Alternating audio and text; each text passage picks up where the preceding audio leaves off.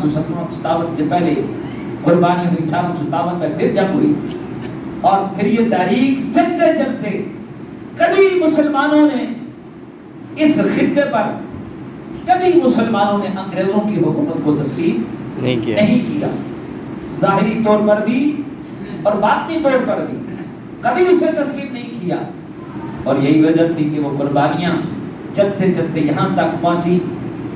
1925 کے اندر آل انڈیا سنی کانفرنس قائم ہوئی۔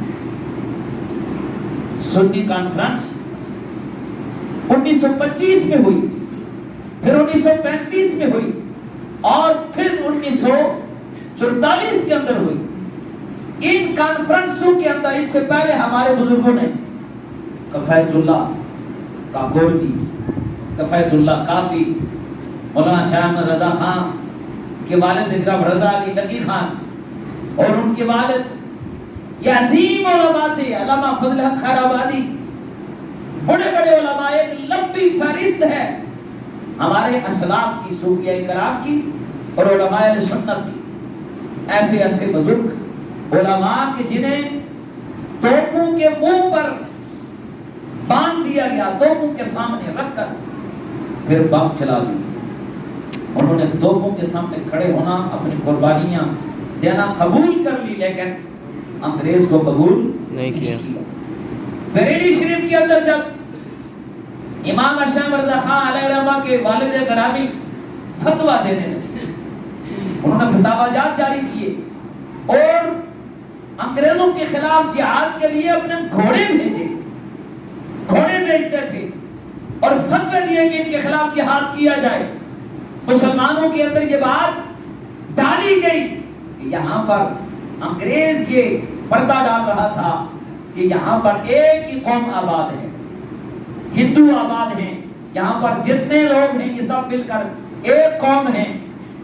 بعض ایسے عناصر بھی تھے جنہوں نے یہ بھی کہنا شروع کر دیا تھا، اور ان کو شمس العلماء کے خطابات انگریز دے رہے تھے، تو یہ کہتے تھے کہ ملت از وطن است، ہم وطن ہیں، ہم ساری ایک قوم ہیں۔ پھر علامہ اقبال نے ان کو جھنجھوڑ کر کہا کہ تمہیں سمجھ نہیں آئی کہ ملت از وطن است کہتے ہو؟ وطن از ملت است، وطن ملت سے ہوتا ہے، اگر وطن سے ملت ہوتی تو مصطفیٰ مکہ کو چھوڑ کر مدینہ میں نہ جاتے۔ مکہ سے بڑھ کر وطن کون سا ہو سکتا ہے؟ یثرب تو بیماریوں کی جگہ تھی، تو میرے آقا کے جانے سے منورہ ہو گیا، سبحان اللہ، مدینہ منورہ بن گیا ہے، سبحان اللہ، حضور کے جانے سے وہ حرم بن گیا ہے۔ لیکن اس سے قبل مکہ کو کون چھوڑتا؟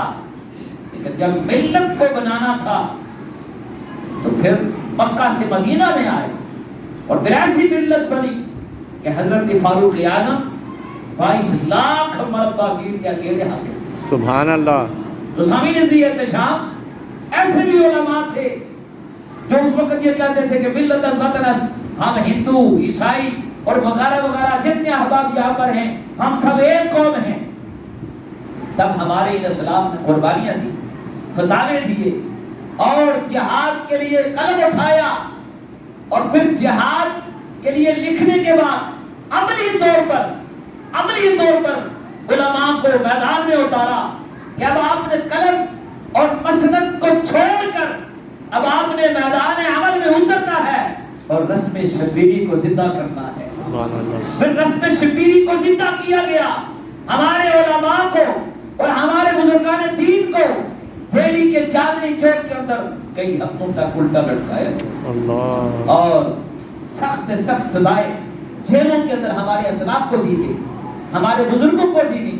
ایک طویل فہرست اگر میں ان کے نام لینا شروع کر دوں تو تقریر کا وقت اسی میں سارا لگ جائے گا، اتنی کثیر تعداد ہے، اور میری خواہش ہے کبھی میں ان بزرگوں کا نام، ان کی فہرست آپ احباب کے سامنے رکھوں کہ تاکہ نئی نسل کو پتہ چلے کہ ہمارے اسلاف نے کتنی قربانیاں دی۔ انہوں نے مسلمانوں کے ذہنوں کے اندر دو قومی نظریہ اجاگر کیا اور بتایا کہ جس کا تم پیشاب پیتے ہو ہم اس کو ذبح کر کے اللہ کے نام پر کھاتے ہیں. اللہ اکبر. جس کے سامنے جسے تم اپنا معبود کہتے ہو اس کی پوجا کرتے ہم تو اس کو ذبح کرتے ہیں. ہم تو خدا واحد کے آگے جھکنے والے ہیں, ہم ایک رب کو ماننے والے ہیں. بے شک توحید اور رسالت راسخ کی مسلمانوں کے اندر. تو علماء اس کے مخالفین بھی یہ بات لکھتے تھے, انہوں نے لکھ ڈالی. انہوں نے کہا پاکستان تو مولویوں اور پیروں کی وجہ سے مارز وجود میں آیا. اللہ یہ انہوں نے لکھ ڈالا, مخالفین نے لکھا, چونکہ ان علماء نے جب محنت کی. سلام ہے قائد اعظم محمد علی جناح کی عظمت کو, اللہ اکبر. اور ڈاکٹر علامہ محمد اقبال مفکر اسلام علیہ رحمہ کو, کہ جنہوں نے مسلمان نوجوانوں کے اندر, مسلمان قوم کے اندر اس نظریے کو راسخ کیا, اور مسلمان ائمہ کرام, علماء کرام, مشائخ اعظام نے اس کے لیے انتھک محنت کی. پھر جا کر 1947 میں پاکستان مارز وجود میں آیا, اور پھر اس کے لیے جن مسلمانوں کو وہ مقصد سمجھ میں آ گیا, ان بزرگوں کی مسلسل کانفرنسز کی وجہ سے سمجھ میں آیا, ووٹ کو سمجھ گئے کہ یہ ووٹ امانت ہے, اس کو ضائع نہیں کرنا ہے, اس کو ضائع نہیں کرنا. آگے بھی سمجھ جائیں انشاءاللہ, آگے بھی سمجھ جائیں. اس ووٹ کو ضائع مت کریں.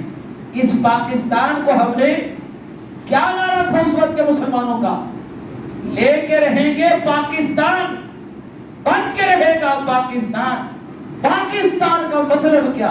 لا الہ الا اللہ محمد, یہ نعرہ تھا. اور اب اس نعرے میں یہ بھی ایڈ ہے, دستور ریاست کیا ہوگا؟ بولیے ذرا اونچی آواز سے, دستور ریاست کیا ہوگا؟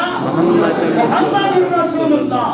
آگے بھی اس امانت کو زندہ رکھیں, چونکہ قبر میں اتر کر کوئی پارٹی کام نہیں آئے گی, بے شک, کلام کام آئے گی. سبحان اللہ, اللہ اکبر. وہاں پر وہ مسلمان آپ کے گریبان میں ہاتھ ڈالیں گے اور پوچھیں گے ہم نے ان ہلڑ بازیوں کے لیے پاکستان دیا تھا, ہم نے ان بے حیائیوں کے لیے پاکستان دیا تھا, ہم نے ان خرافات کے لیے پاکستان دیا تھا, تم نے پاکستان میں آ کر کیا محنت کی ہے. آج مجھ سے ہم سب جب بیٹھتے ہیں چوکوں میں, چوراہوں میں بیٹھ کر بباسی کرتے ہیں, فلاں ادارہ یہ کر گیا, فلاں ادارہ یہ کر گیا, اس پر بحث تو ہوتی ہے. کیا ہم نے کبھی گریبان میں جھانک کر دیکھا ہم نے سارا سال پاکستان کے لیے کیا کیا؟ ہم اپنے گھر صاف نہیں کرتے, پاکستان کی گلیاں کس نے صاف کرتی؟ اللہ. ہم کہتے ہیں جو چوڑے آتے ہیں بس وہی صاف کریں گے. یہ ہماری بھی ذمہ داری ہے. اگر ہم صاف نہیں کر سکتے کم از کم گلیوں میں گندگی تو نہ ڈالیں, یہ ہماری ذمہ داری. یہ کتنی میں فجر کی نماز پڑھ کے نکلتا ہوں, کتنی لائٹیں ایسی ہیں جو جل رہی ہوتی ہیں, کسی کو توفیق نہیں ہوتی کہ آگے بڑھ کر کوئی گلی کی لائٹ ہی بند کرے. اس کی کیا توفیق ہونی ہے؟ پورا پاکستان موٹر سائیکل چلا رہا ہوتا ہے, آدھا دن گزر جاتا ان کی لائٹ ہی جل رہی ہوتی ہے, پتہ نہیں ہوتا کہ یہ جو پیٹرول ہم ضائع کر رہے ہیں, موٹر سائیکل چل رہی ہے, لائٹیں جل رہی, ہمیں یہ بھی ہوش نہیں ہے. اگرچہ ہماری بات حکمرانوں نے مار دی ہے, مہنگائی کر کر کے غریب بیچارہ پریشان ہے, وہ خیالوں میں ہی رہتے ہیں بھائی روٹی کیسے کمائیں گے, وہ لائٹ کی بھی خیال نہیں رہتی تھی ہماری, یہ لائٹ بھی جل رہی ہے. تو ہمیں اپنے حصے کا کام پاکستان کے لیے کرنا ہوگا, اور اپنے ووٹ کی قیمت کو سمجھنا ہوگا. ان لوگوں کا ساتھ دے جو حقیقی معنوں میں جس مقصد کے لیے ہم نے پاکستان کو حاصل کیا, اور انشاءاللہ اس پاکستان میں وہ نظام مصطفیٰ آئے گا انشاءاللہ, اور ہم نے وہ لانا ہے انشاءاللہ. نوجوان قوموں کی کا اثاثہ ہوا کرتے.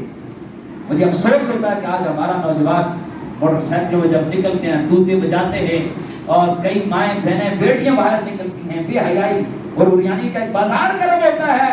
ان نوجوانوں نے تو اس قوم کو زندہ رکھنا ہے, ان نوجوانوں نے تو ان قربانیوں کو زندہ رکھنا ہے, ان نوجوانوں نے تو اس مقصد کو زندہ رکھنا ہے, اور اس مقصد کو آگے لے کر چلنا ہے.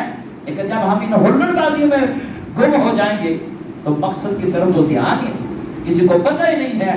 پوری ٹرینوں کو چلا دیا گیا, اور ٹرینوں کے اندر مسلمان جل گئے, ماؤں بہنوں بیٹیوں کی عزت لوٹی گئی.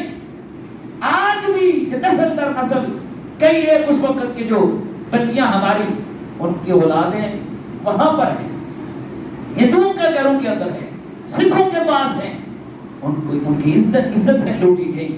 फिर जाकर ये पाकिस्तान हमारे से वजूद में आया, हमारे बुजुर्गों को शहीद किया गया, तरह वतन छोड़ा। आज आप दो भाइयों को कहें जनाब ये घर का बंटवारा हो रहा है तो थोड़ा सा हिस्सा अपने भाई को दे दो, वो देने के लिए तैयार नहीं हो। वो तो 100 दलीलें लगाएगा, ये कुरान ये कहता है, हदीस ये कहती है, फलां ये कहता है, वो ये दलाल करेगा। सलाम है उन बुजुर्गों को जिन्होंने अपनी पूरी जायदादें छोड़कर ला इलाहा इल्लल्लाह की खातिर इस वतन को हासिल किया। आज हम इसके लिए क्या कर रहे हैं? काश कि हमें अपने इस मकसद को याद करने की अल्लाह तौफीक दे आमीन। और उसके लिए मेहनत की तौफीक अता फरमाए। आमीन इंशाअल्लाह। मुझे और आपको अमल की तौफीक अता फरमाए। आमीन। वाखिरु दावाया अनिल हम्दुलिल्लाह।